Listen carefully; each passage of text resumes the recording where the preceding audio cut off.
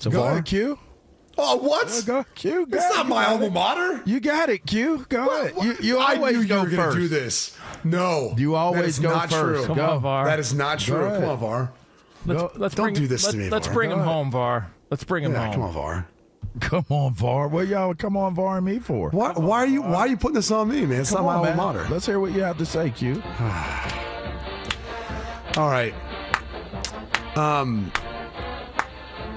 I'll say things I've told VAR behind the scenes. Like, look, I think hiring a coach who has previous experience at a school, either as a student, but always better as a player, is really important.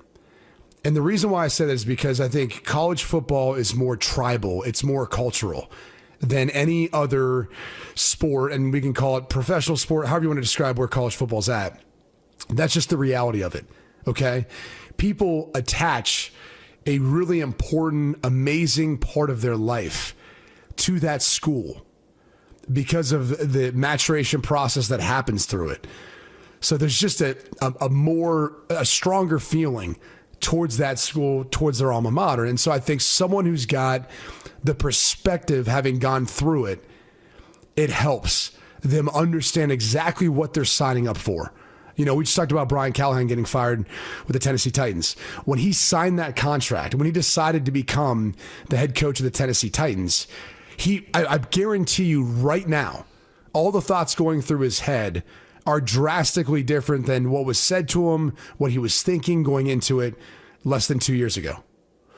And I think when you've got the perspective of, again, a coach who has played there, been there, and he goes back to his alma mater, for example, in this case, it helps him understand all the powers that be, what that fan base is going to be like, you know, win, lose, etc., all those things. He understands the recruiting landscape. There's just so many things that it makes it a bit easier in ways, but also it helps you get off on the right foot right out the gate.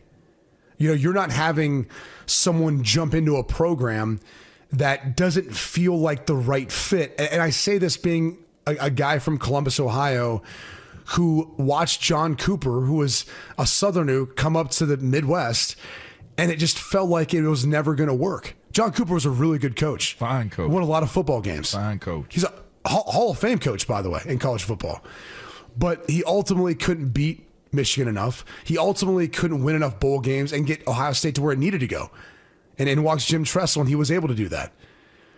And by the way, Jim Tressel is someone who understood the landscape. Like, I was there on a recruiting visit when he walked into St. John's Arena, and he literally said to the crowd, "We're going to make you proud X amount of days," which were the days leading up to that game against Michigan.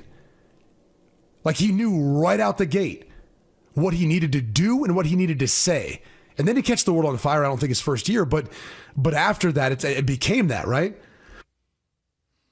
So my general point is, would Matt Rhule be a good fit for Penn State? Of course. You know, I think you look at what he's done every third year. He's been with a college program, Temple, Baylor, now Nebraska. You know, his first year 5-7. You know, next year was 7-6, I believe. Now they're 5-1. And when you really look at their schedule, they could be 11-1 with the way this thing's going so far and what their schedule looks like. So once again, year 3, building it up. And I know it didn't work with the Carolina Panthers, but quite honestly, like, who is it really working for there with Carolina? My concern in this hire is, you know, he hasn't been able to beat a top 25 team since he's gotten to Nebraska. Like, he hasn't been able to win that kind of big game. And that's exactly the issue with why James Franklin is no longer there. Not only could he not win that game, but then it became an issue of, you know, losing to UCLA, losing to Northwestern, kind of a snowball effect. But that's the question, like, you're trying to answer. And so that is a little bit of a concern, but I also, you know, don't want to limit, you know, what Matt Rhule could potentially do with the resources, everything else he has there. Now, again, there's a lot of football left to be played. Matt Rhule's got a team that may be biting for a playoff spot in Nebraska. Sounds crazy to say, but it could be. And so we'll see how things play out over the course of the year. But to me, he would definitely be one of the names that I would go after, one of the names that makes a lot of sense as far as a fit of the next head coach at Penn State. Matt and Pat have worked together before. That he was Pat's. Pat was Matt's AD. I want to say at Temple. I believe that's where. That's correct. They that's correct. Up. And as far as I'll just say what I feel about Matt from my perspective. I won't turn it into like, is this the guy that's getting hired or anything like that. I'll just say what my understanding of Matt Rhule is. He's an interesting one because success has never changed him. If you were to meet Matt Rhule 20 years ago and you're hanging out with Matt Rhule today, you would think that being a head coach at some of the most prominent programs, even making it to the National Football League to be a head coach, you'd be different. It changes you. Success changes you. Power, positions of power, they have the power of changing you. And Matt Rhule has never changed. He has always been the dude that you see and you give him the biggest hug, the biggest embrace, and you catch up just like you didn't miss any time. So I would say, one, I've never met anyone who has had anything ever bad to say about Matt Rhule. Not one person. Secondly, I would say one of my interesting observations during my time, going to Penn State, I've never, like when Joe was coaching, our sideline was littered with guys that played for Joe Paterno. You didn't see that with Coach Franklin. You would see some guys from Coach Franklin's days of coaching there, but there was not oh my gosh, like there's like 100, 200, whatever it is, like crazy amount of lettermen that are on the sideline. Recently, there's been a real action to try to create that and bring guys back. I don't know that you would have that problem with Matt Rhule, and I'm not sure how the Franklin former players would view it or see it, how they would handle things or how they're going to handle things. But I know for certain, guys from the Joe Paterno era would probably come back. They would come back around. There's a strong possibility that supporters of Joe Paterno, and if you know the Penn State politics, I call Penn State Rome.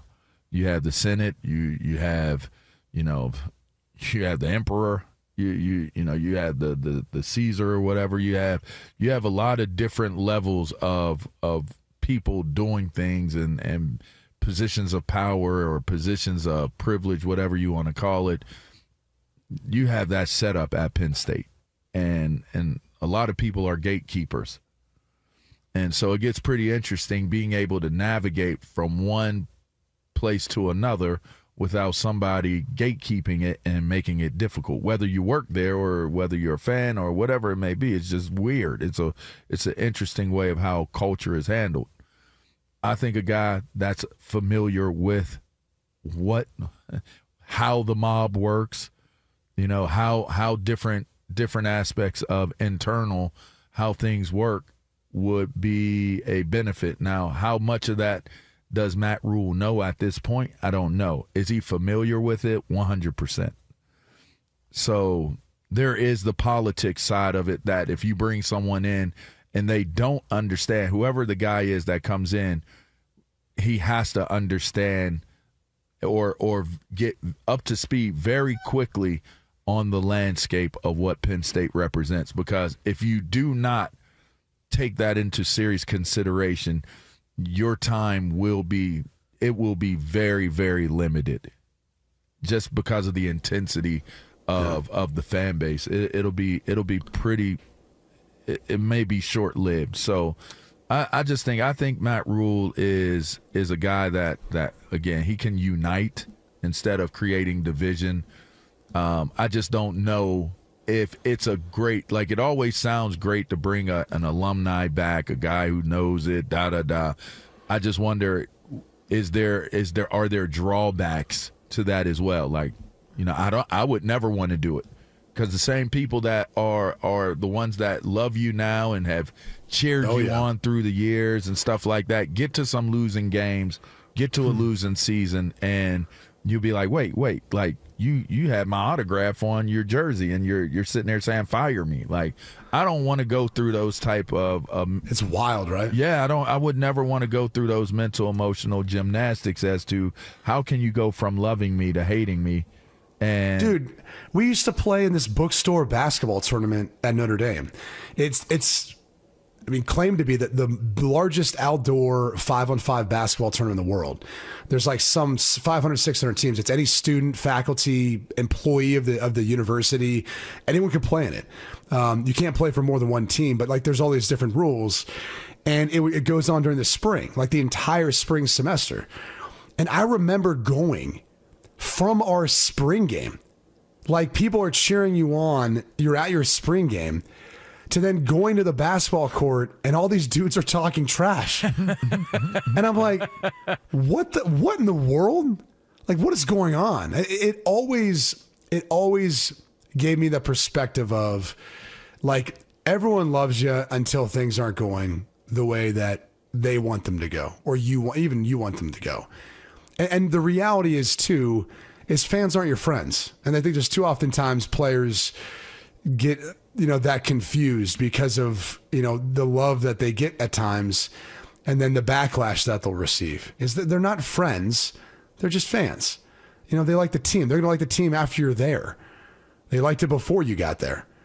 So you have to have the proper perspective, but I'm really curious to get Jonas's 2 cents on this, because I think he's got a little something. By the way, going back to the big games for Matt Rhule is not beaten, and I believe my research is correct in this case. His record versus ranked teams is 2-23, and it actually dates back to his wins versus top 25 teams. He got one over Penn State. It comes down to Temple.